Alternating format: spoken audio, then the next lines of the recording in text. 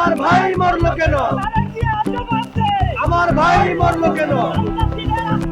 ভেঙে দাও, গুড়িয়ে দাও, সন্ত্রাসীদের আস্তানা এই বাংলায় রাখবো না। প্রিয় দর্শক, মাঠ পর্যায়ে ইসলামী আন্দোলন বাংলাদেশ ধীরে ধীরে শক্তিশালী হয়ে উঠছে। শোক থেকে শক্তি জুগিয়ে ইসলামী আন্দোলন বাংলাদেশ এখন ঘুরে দাঁড়িয়েছে। গত কয়েকদিন আগে নারায়ণগঞ্জে ইসলামী যুব আন্দোলনের একজন সদস্য মোহাম্মদ বুলবুলকে চাঁদাবাজি সন্ত্রাসীর বিরুদ্ধে রুখে দাঁড়ানোর কারণে হত্যার শিকার হতে হয়েছে। আমরা ইতিমধ্যে দেখতে পেয়েছি নারায়ণগঞ্জ সহ বেশ কিছু জেলায় ইসলামী আন্দোলনের নেতাকর্মীরা এ নিয়ে বিক্ষোভ মিছিল করেছেন এবং আজ শুক্রবার বাইতুল মোকাররমেও পর্যন্ত বিক্ষোভ মিছিলের আয়োজন করা হয়েছে।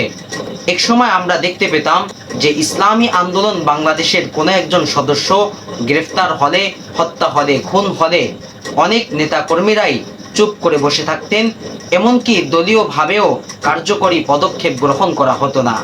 সেই জায়গা থেকে ইসলামী আন্দোলন ঘুরে দাঁড়ানোর চেষ্টায় মগ্ন রয়েছে। বুলবুল হত্যার প্রতিবাদে সারা বাংলাদেশে বিক্ষিপ্তভাবে ইসলামী আন্দোলন বাংলাদেশের নেতাকর্মীরা লাগাতার কর্মসূচি পালন করে যাচ্ছেন। তবে এখানে দুঃখনীয় বিষয় হলো সন্ত্রাসী এবং চাঁদাবাজির বিরুদ্ধে অবস্থান নেওয়ার কারণে এই যে যুবক বুলবুলকে হত্যা করা হলো, এই হত্যার প্রতিবাদ তো সকল রাজনৈতিক দলের নেতাকর্মীদেরই করার কথা ছিল, কিন্তু আমরা দেখতে পাচ্ছি বিএনপি নিজেরাই এখন চুপ।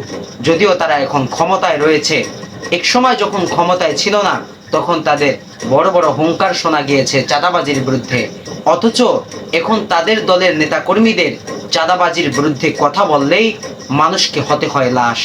এর চেয়ে আফসোসের বিষয় হলো বাংলাদেশ জামায়াতে ইসলামী দলীয়ভাবে এই বুলবুল হত্যাকাণ্ডের প্রতিবাদ এখনো পর্যন্ত করেনি। আমি যতটুকু জানি উচিত তো ছিল সন্ত্রাস এবং চাঁদাবাজির বিরুদ্ধে এই যে বুলবুল হত্যা হয়েছে এর জন্য পুরো বাংলাদেশের সকল রাজনৈতিক দলগুলো ঐক্যবদ্ধ হয়ে আন্দোলন করা। আসলে আমাদের দেশের রাজনৈতিক দলগুলোর অবস্থা কেমন যেন হয়ে যাচ্ছে। নিজেদের দলের একজন সদস্য যদি মারা যায় সেক্ষেত্রে আমরা দলীয় কর্মসূচি পালন করি, কিন্তু অন্য একটি দলের সদস্য যদি অন্যায়ের বিরুদ্ধে দাঁড়িয়ে হত্যার শিকার হয় তাহলে তখন আমরা চুপ করে বসে থাকি। কেন ভাই, আমরা কি মানুষ না? এমনটা কেন হবে ভাই?